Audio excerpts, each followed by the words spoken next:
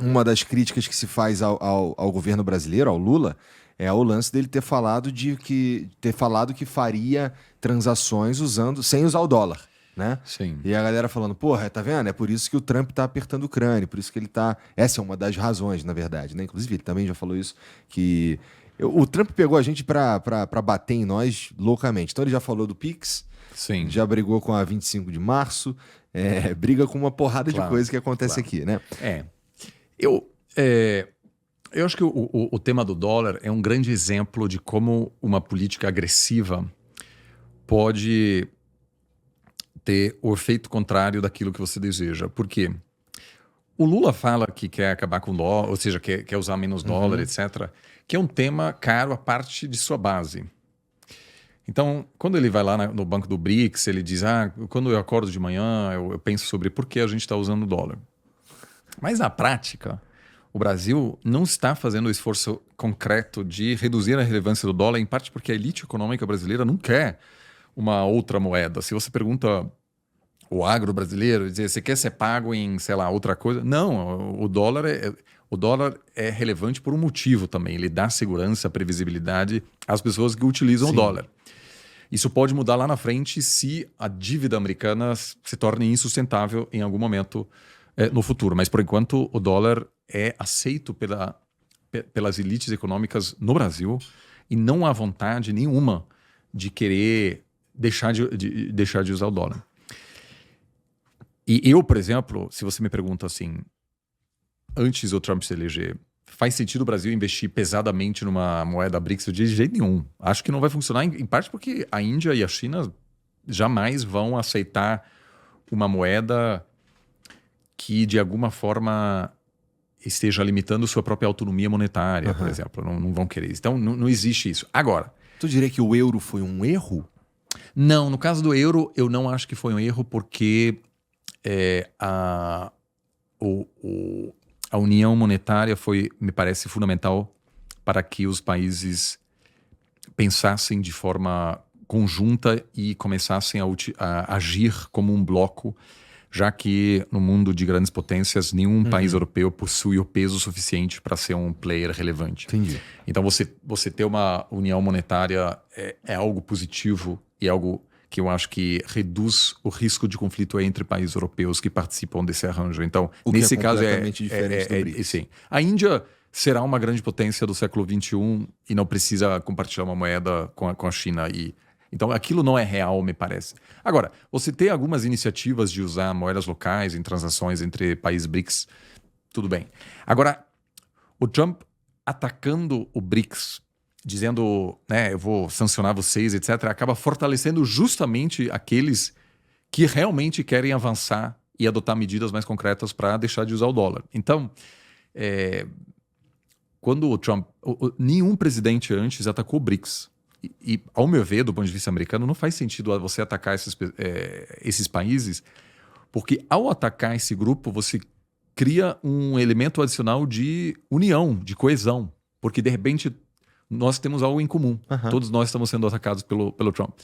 Então, paradoxalmente, ao fazer essa política agressiva, você eleva e fortalece aqueles que realmente querem avançar em uma política contra o dólar. Ainda acho que estamos muito longe de algo concreto nesse sentido. Agora, você, ao sancionar ministros, integrantes do STF, você promove uma conversa aqui no Brasil sobre como facilitar transações americanas fora do alcance de sanções americanas, transações financeiras, né? Então, quanto mais você sancionar países, mais esses países vão pensar sobre como escapar dessas natural. Com o Pix, eu realmente eu acho uma coisa assim, eu adoro morar nos Estados Unidos, acho uma sociedade muito interessante, assim, Mas não tem Pix. Acredita profundamente. E isso aí tem uma coisa muito engraçada nos Estados Unidos que mostra que assim, o Pix realmente é sensacional. Tá. O Pix nunca daria certo nos Estados Unidos. Por quê? Porque há uma crença tão profunda, dogmática, de que o mercado resolve. Tá. De que você tem um negócio do Banco Central que é de graça, não vai entrar na cabeça e não é viável politicamente, porque mesmo o cara super centrista americano, ele vai dizer, não, mas isso é muito governo, vamos deixar uma empresa cuidar disso. E aí, obviamente, a empresa vai querer se beneficiar disso, Claro. como o Mastercard, etc., estão fazendo. Então, é um caso interessante. Eu, por exemplo, acho que em alguns casos é bom o Estado fazer certas coisas. Nesse caso, por exemplo, eu acho que faz muito sentido. Em outros, não. Né? Ou seja, mas nos Estados Unidos, eu acho que não vai ter PIX. Ou vai ter PIX e alguma empresa vai cobrar. Né? Ou seja, pior para o consumidor. Eu acho que pode até ser que algum lobista conversou com o Trump sobre isso. Eu não acho que seja assim um plano secreto de acabar com o PIX, etc. Mas são todos fatores que certamente podem ter uma relevância. Ou pelo menos algo serve como desculpa para ele encher o saco, né? E sei lá, até para aplicar essas sanções. Porque assim, ele usa tudo isso, coloca tudo num cesto e usa como motivação para encher o nosso saco, no fim das contas. A gente estava falando da moeda do BRICS, que nunca foi para valer um tema entre eles e tal. Tipo, a China não parece ter ou não fala sobre isso interesse nenhum em criar uma moeda do BRICS, não é? Não, por enquanto. Pois Tanto que vale destacar que hoje a China não quer que sua própria moeda se torne moeda de reserva global, porque ela teria que deixar flutuar sua própria moeda, o que reduz o poder do Estado de interferir na economia chinesa, o que muitos dirigentes chineses não querem. Então, eu acho que isso só vai mudar se houver lá na frente, em algum momento isso vai acontecer, preocupações sérias sobre a capacidade americana de pagar sua própria dívida. Isso historicamente, quando grandes potências chegam a uma situação de insustentabilidade financeira, aí de repente pode mudar essa conversa, porque o que chama atenção é que nem o Partido Democrata, nem o Trump possuem compromisso com a sustentabilidade fiscal. Então, ambos, durante a campanha, fizeram promessas que implicaram num aumento da dívida, e o Trump, na verdade, aumentou ainda mais a dívida de uma forma que 95% dos economistas dos Estados Unidos dizem que aquilo, a médio e longo prazo, é uma loucura. E aí a grande pergunta é, vai surgir algum candidato que vai dizer, como o Milei disse naquela palestra, que foi, enfim, muito peculiar, né? Ele falou assim, não teremos plata, assim, tipo, acabou o dinheiro. Em algum momento, um presidente americano, assim, numa circunstância totalmente distinta, porque a estabilidade financeira americana ainda é grande, mas será preciso, em algum momento, fazer um reajuste que vai ser muito doloroso e politicamente pouco popular. O BRICS, primeiro, o BRICS tem conseguido manter a sua razão de ser desde a sua origem, até porque agora o BRICS não é mais BRICS, é BRICS+. Tem muitos países, né, que fazem parte do BRICS.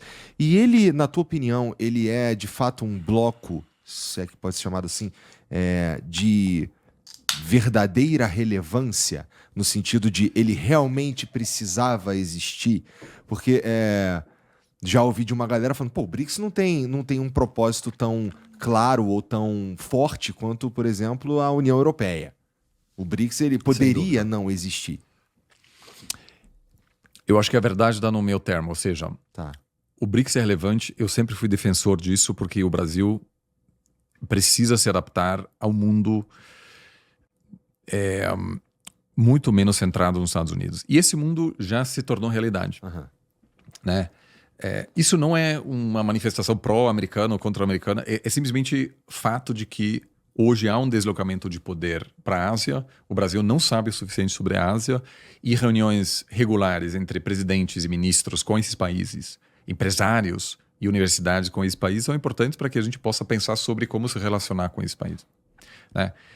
O conhecimento brasileiro sobre China já aumentou muito. Em 2009, tinha pouquíssimos sinólogos, cara. Não tinha diplomata brasileiro. Tinha pouquíssimos diplomatas brasileiros que falavam chinês. E era o principal parceiro comercial do Brasil. Então havia uma necessidade tremenda de se adaptar a essa nova realidade. Porque a China se tornou o principal parceiro comercial uma questão de pouquíssimos anos.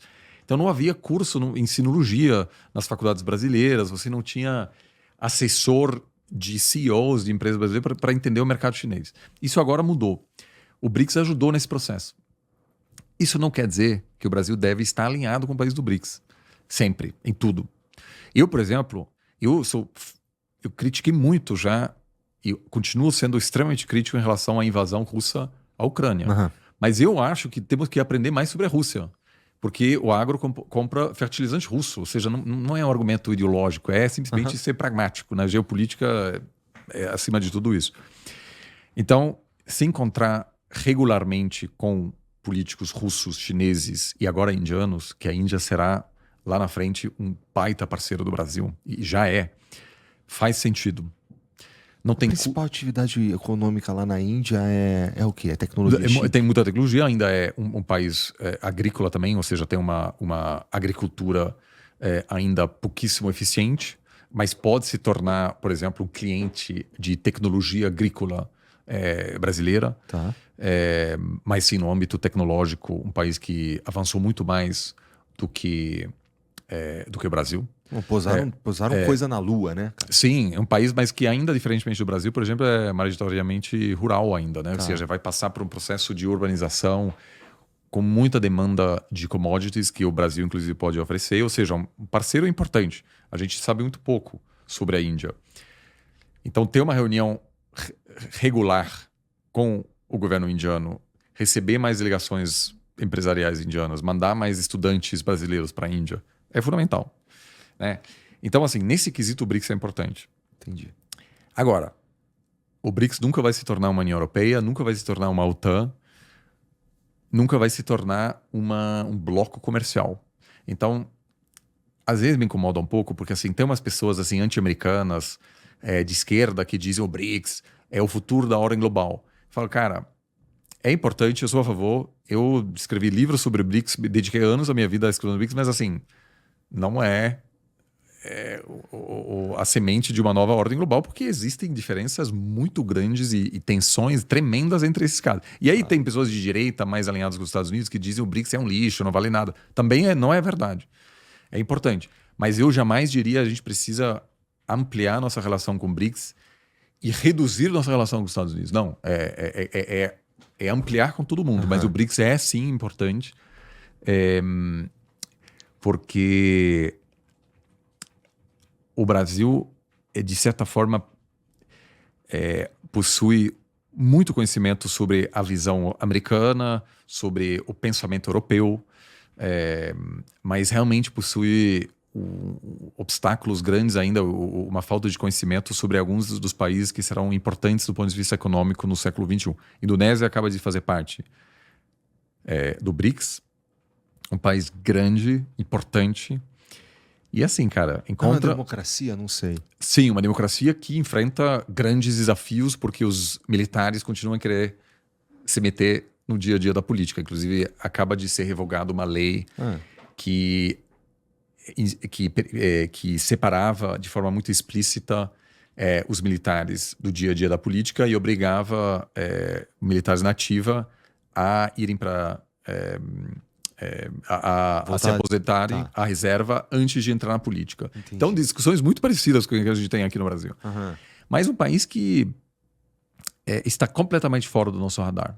Né? Vocês perguntam assim... Pô, eu acabei de perguntar se é uma democracia. Mas então, assim, o mundo mudou.